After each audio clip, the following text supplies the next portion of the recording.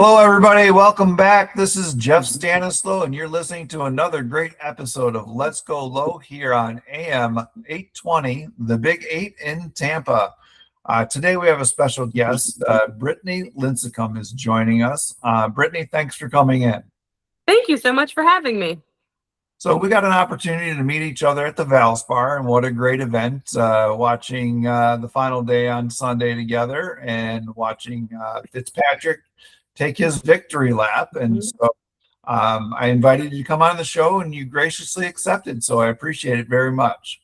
Yeah, absolutely. I mean, it was only a matter of time before he was going to win, and it was cool to be in my hometown and to get to see it because, I mean, he's been playing some great golf.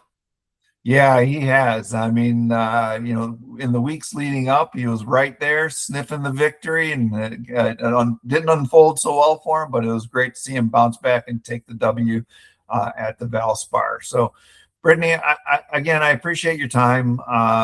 You have a historic career on the LPGA, and let's just take a little journey back when you were younger and starting to play golf. What was the inspiration for you deciding to choose golf as a sport? I mean, you're very athletic and probably could have done a lot of things and maybe did some other sports, but what led you to golf as being the sport of your choice? Yeah, I played boys baseball from the age of 9 to 12. So I actually picked up golf and baseball kind of same time. I was 9 for both, but my dad always played. He was probably a scratch golfer back in the day, like not a pro or anything like that, just your average, weekend golfer. Was Your pretty average good. And scratch golfer. yeah. I had 2 older brothers, and I just loved being with them. And we had this great par 3 golf course that was lit at night, and we would just go as a family, and it was just so fun. I mean, and a 9-year-old driving a golf cart, like how fun is that? And so yeah, that was the only 2 sports I played. And then when I turned 12, give or take, my dad was like, "Okay, girls don't play boys baseball. Like we need to probably stick with golf." So I said, "Okay," and obviously that was the right decision. Fantastic. And you're a St. Pete, Tampa native, correct? Yeah, born and raised. Yep. And you're still here in the area. That's fantastic. I am. I have family here. I love the water. I love fishing. There's a lot of good golf. The weather is pretty good year round. It's actually a great spot to live. Fantastic. This is Jeff Stanislow. You're listening to another episode of the Let's Go Low show here on AM 820. We're talking with Brittany Lincicome, the famed LPGA player. This episode is brought to you by Golfers Unite, golfersunite.com, and our friends at AMAC, the AMAC.us, the Association of Mature Adult Citizens. Brittany, the journey, the family, I think it starts a lot with golf. I think a lot of people just really love and enjoy the sport and start playing it with their parents or loved ones or a grandpa even, and just fall in love with it. And then you started playing competitively not much longer after you left baseball, because I'm looking at some of the stuff, and you were, you started competing relatively early, 18, 19 years old, making your start. Tell us a little bit about that segment from saying, okay, I'm going to commit to golf, to you going to the highest level of professional golf in a short period of time.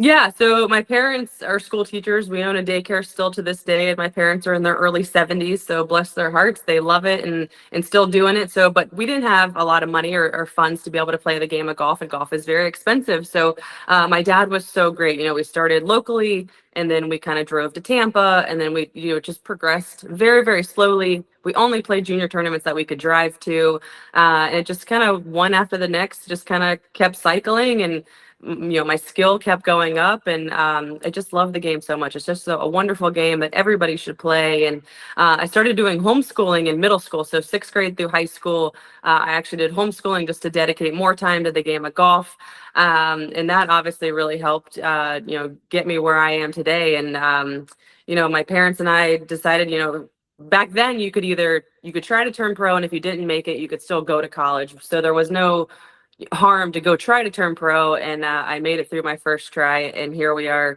22 years later. So it's been a crazy ride. All thanks to my parents, for sacrificing everything to get me where I am. And it's just been a really cool journey.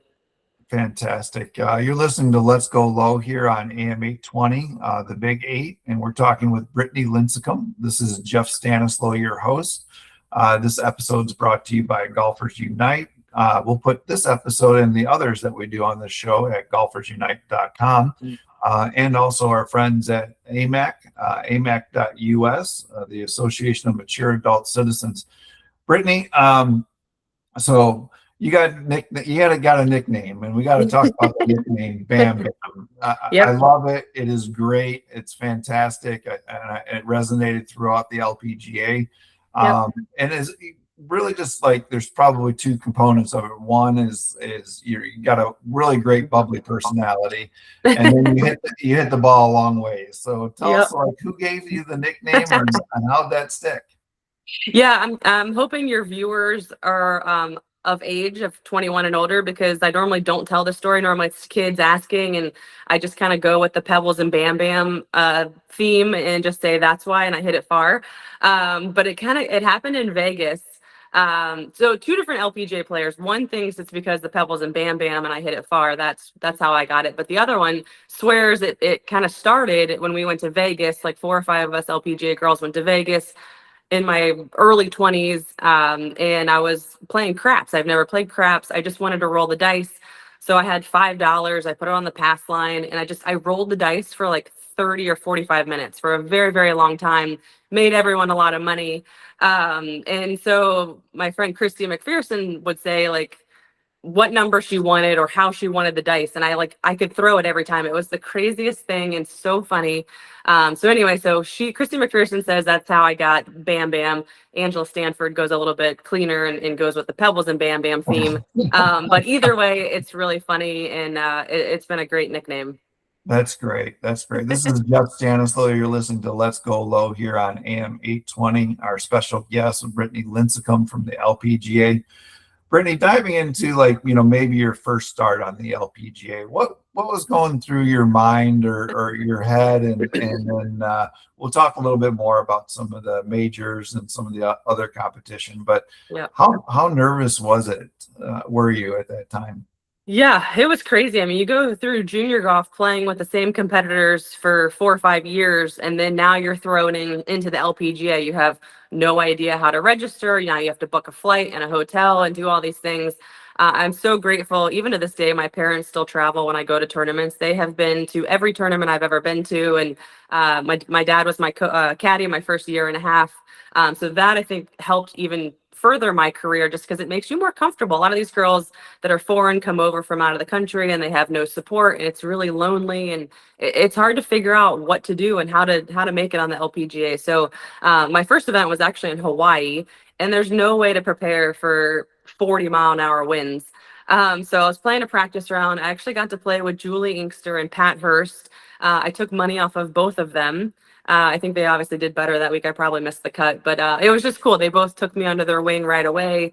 We're so welcoming. Hey, if you need anything, let us know. Gave me their numbers, which was great.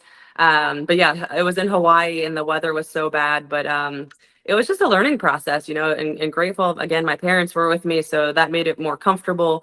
But it's definitely different. It's challenging. I said I should write a book about it, just to help the future rookies, when you come out, because you have no idea what you're doing, and it's and you were young. scary. How old were you? I just turned 19. I just turned 19. Yeah. Wow, that's amazing. We're talking with Brittany Lincicome here on the Let's Go Low show on the Big 820 AM in Tampa. Shifting gears from your first start, you won eight events. You won 2 majors. Tell us about maybe your first victory, or even your first one when you said, "Hey, I can do this. I can compete at the highest level." Migrating your career, into a seasoned LPGA professional and majors winner. Yeah, my first one is one of my favorites. Everyone always asks, what's your favorite highlight? Was it winning a major? Is it Solheim? What is it? And they never think my first win. My dad was my caddy. It was a match play event. Just like it kind of all came full circle. Your parents sacrificing everything. We moved multiple times. They put every dollar we had into getting me where I am. And so to have my first win on tour, my second year on tour with my dad caddying for me. I mean, it gives me chills thinking about it now. It's just a cool moment. And when somebody asks, what's your favorite moment on tour, it's hard not to throw that one in the mix just because it's such a cool moment for both of us. Yeah, yeah. So the majors win, Yep. um, I think it was the HSBC, the World Match Play Championship, and you played against Julie Inkster at that time. And Yeah. so tell us, walk us through that one, or I think the Gin Open was the other major, and you were minus 10 then. And just like, what was it like to win that major? And then we'll talk a little bit about the Solheim Cup. Yeah, the major was actually the first time it was the Kraft Nabisco, and the second time was the ANA Inspiration. Okay. But both I had to hit amazing golf shots into the 18th hole. It was a par five. I love a par five. Being a long hitter, I want to go for the green in two. So the first time I hit a hybrid, and I was just trying to hit it in the middle of the green. I was in the final group, so I knew where I stood. Was just trying to make a birdie, just see what happens. Two putt birdie and move on and see if we get lucky to get into a playoff or what have you. And I hit it to about 5 feet. I was shaking like a leaf, and trying to make a 5 footer. And I did, and that was my first major. The second time, similar situation, tees moved up. I'm going to go for this par five and two. I actually only had a 5-iron, hit the 5-iron at the middle of the green. It rolls up. It was probably more like 12, 15 feet. I didn't know where I stood that time. I tend to not look at the leaderboard. It just makes me more nervous. I said, hey, if I can make a birdie on 18, I'm just going to make a few extra dollars this week. And then I make the putt to make an eagle to get into a playoff. Against one of my great friends, Stacy Lewis, and I think it took us 3 holes to finally get the victory that time. That was a long playoff, but yeah, so grateful. I mean, it's one of our greatest traditions on tour is jumping in Poppy's Pond, so I got to do it twice. Awesome. Yeah, my dad the first time, dad got to do both times, and then my husband got to join me the second time, which was really cool. Oh, that's fantastic. Yeah. This is Jeff Stanislow. You're listening to Let's Go Low on AM 820, and we're talking with LPGA player Brittany Lincicome. Brittany, tell us a little bit about the Solheim Cup and what was that experience like? I'd imagine it was amazing.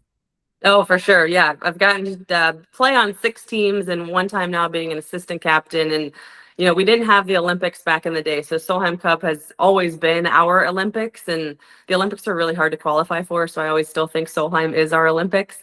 But anytime you get to wear the red, white, and blue colors, represent your country, come together as a team, you represent your teammates, your captains, there's really no feeling like it. It is a very cool moment. And the pressure is just even more through the roof than normal, because if I miss a 3-footer, I'm just costing myself money. If you miss a 3-footer, you let your whole country down and your teammates down. So the pressure is a whole nother level.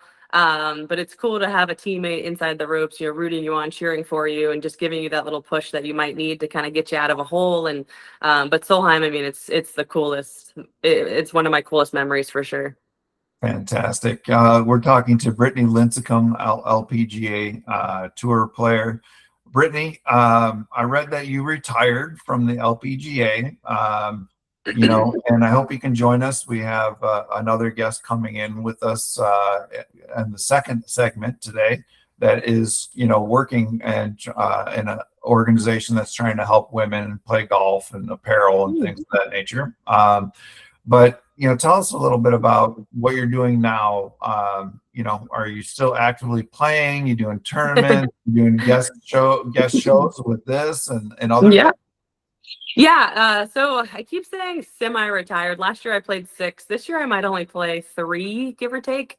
Still play a couple. Just it's still once you're a golfer, you're always a golfer, and I still have a little status. So I'll just go play the ones the fun ones. So I mean, this next one's the first major of the year, which is it's fun, but it's like obviously the most pressure to tee it up in a major. But it's in Houston, and the Chevron does a great job at running the event. So I'm gonna go do that one.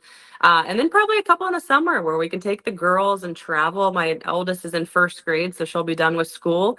So maybe Atlantic City, maybe Grand Rapids, where we have good housing and fun stuff to do. But yeah, kind of just a couple here and there. do some charity outings on the side as well, maybe. And then I actually just took over running my first tee of St. Petersburg. So we have two events that I'm going to be running for us. One is my big golf tournament that'll be in February. And actually one coming up this September is called the Fins and Skins. So it's a fishing and a golf tournament. So two things that I love. So I'm really excited for that. And but yeah, just helping the kids, raising money for kids, and just being a mom. It's great. That's fantastic. Brittany Lincicome, thanks for joining us on this segment, and I'm glad that you're going to be able to, come back to us here after the break. Very exciting. We'll talk a little bit more about some of those initiatives that you got going on. This is Jeff Stanislaw, and this is the episode of Let's Go Low here on AM 820, brought to you by Golfers Unite. This and other episodes will be available at golfersunite.com.